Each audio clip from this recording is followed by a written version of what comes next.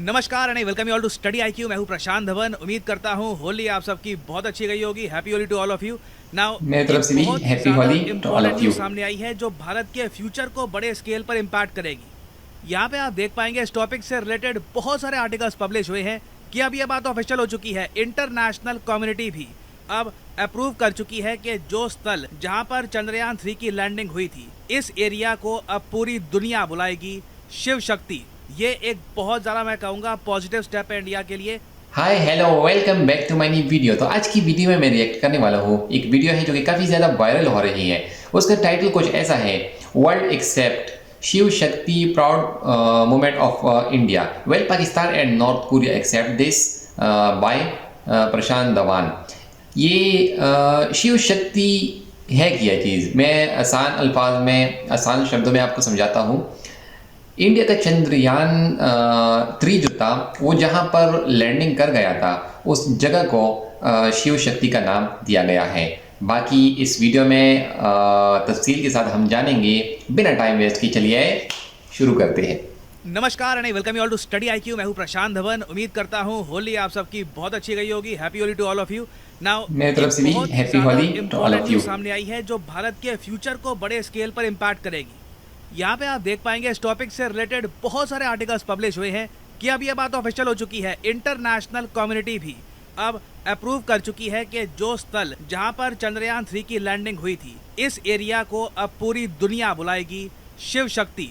ये एक बहुत ज़्यादा मैं कहूँगा पॉजिटिव स्टेप है इंडिया के लिए। और आप नोट कर पाओगे जो हेडलाइंस है आर्टिकल की, वहाँ पर यह लिखा है कि इंटरनेशनल एस्ट्रोनॉमिकल यूनियन ने ये बात रिकॉग्नाइज करी है। और मैं आपको दिखाता हूँ अभी कि उन्होंने लिखा क्या है। बहुत ज़्यादा सुंदर शब्दों का इस्तेमाल किया है शिव शक्ति को डिस्क्राइब करने के लिए भी। और मैं आपको ये भी बताऊंगा कि ये डेवलपमेंट भारत के फ्यूचर के लिए इंपॉर्टेंट क्यों है। लूनर इंडस्ट्रियलाइजेशन जब इन द फ्यूचर होगी तब उस वक्त IAU का क्रिटिकल रोल क्यों रहने वाला है। और मोर इम्पोर्टेंटली कितने कंट्री हैं जो हो सकता है कि शिव शक्ति नाम को रिकॉग्नाइज ना करें। उनमें से कुछ कंट्रीज पाकिस्तान, अफगानिस्तान भी क्यों हो सकते हैं। तो डिस्कस करते हैं सारा टॉपिक इन डेप्थ। ओके, तो इंटरनेशनल एस्ट्रोनॉमिकल यूनियन, इसके हेडक्वार्टर्स आपको मिलेंगे फ्रांस की राजधानी पेरिस में। बहुत ही इंपॉर्टेंट संगठन है ये।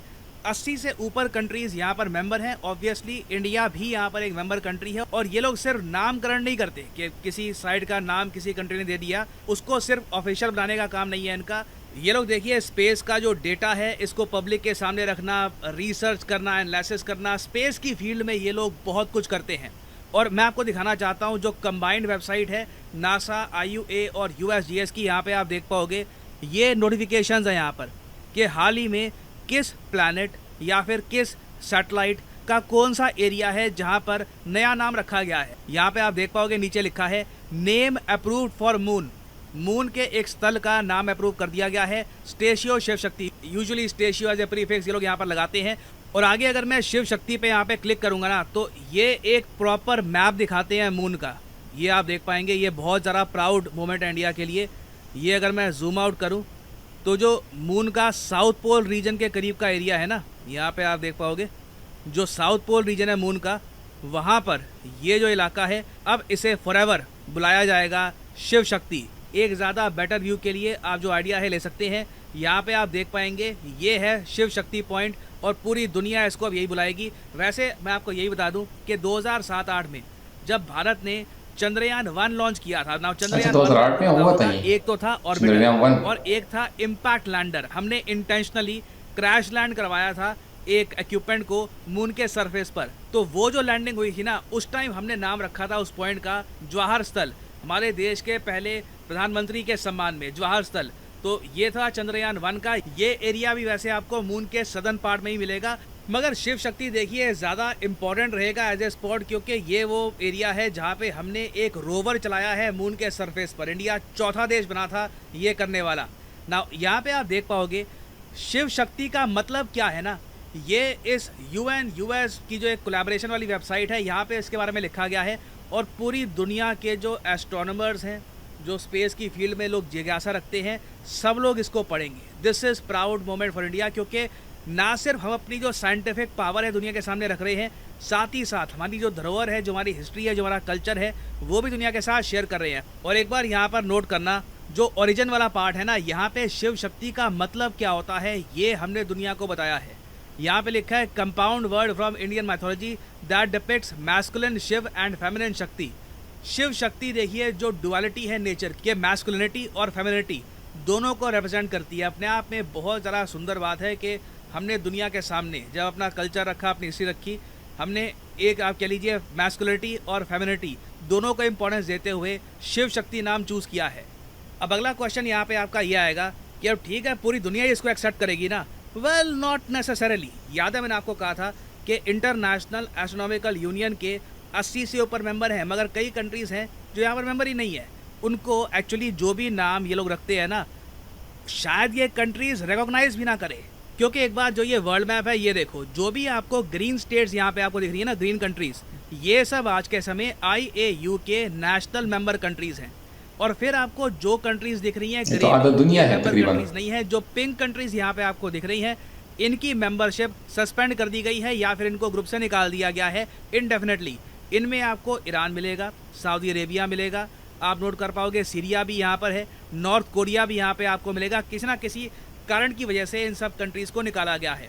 अब क्वेश्चन यहाँ पर यह आता है कि जो कंट्रीज़ IAU के मेंबर हैं वो तो डेफिनेटली मून के उस एरिया को शिव शक्ति ही कहेंगे जहाँ पर चंद्रयान 3 की लैंडिंग हुई थी। बट जो नॉन मेंबर कंट्रीज़ हैं उनका क्या कल को वो उस एरिया को कुछ और नाम दे सकते हैं? This remains to be seen. अब क्योंकि ये प्लस पॉइंट है, यहाँ पे कंट्री की जो खुद की पॉलिसी है उस पर डिपेंड करेगा कि उस इलाके को वो क्या नाम देते हैं। That will be very important. और अगर यहाँ पे आपका क्वेश्चन ये है कि हमें इतनी चिंता करने की क्या आवश्यकता कि कोई इसको शिव शक्ति बुलाए या ना बुलाए, मैं वैसे आपको ये बता दूं, देखो आने वाले 25 सालों में आप देखोगे लूनर इंडस्ट्रियलाइजेशन का दौर स्टार्ट हो जाएगा। मून पर जो रिसोर्सेज हैं उन पर कंट्रीज अपना हक जमाना स्टार्ट कर देंगे। मैं सरप्राइज नहीं होऊंगा, मतलब दुनिया से हो चुका हूँ, मर जाऊंगा तो बात बहुत टाइम हो जाएगा, मून तक पहुंच गई। टाइम आएगा इवेंचुअली जब मून के रिसोर्सेज को लेकर अर्थ में कॉन्फ्लिक्ट हो सकती है। It can very much happen. तो आज के समय ना मून के इंपॉर्टेंट पॉइंट्स पर कंट्रीज जो अपना नाम रखवा रही है, अपने कल्चर से उस पॉइंट्स को एसोसिएट करवा रही हैं, this is very important.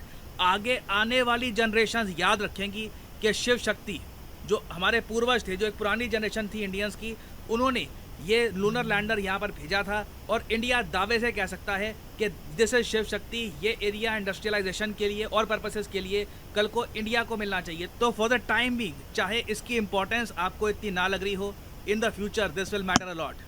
Thank you so much for watching. ऐसी ही वीडियोस के लिए मेरे चैनल को कर सब्सक्राइब। मैं ऐसी ही वीडियो डेली बेस पर अपलोड करता रहता हूँ।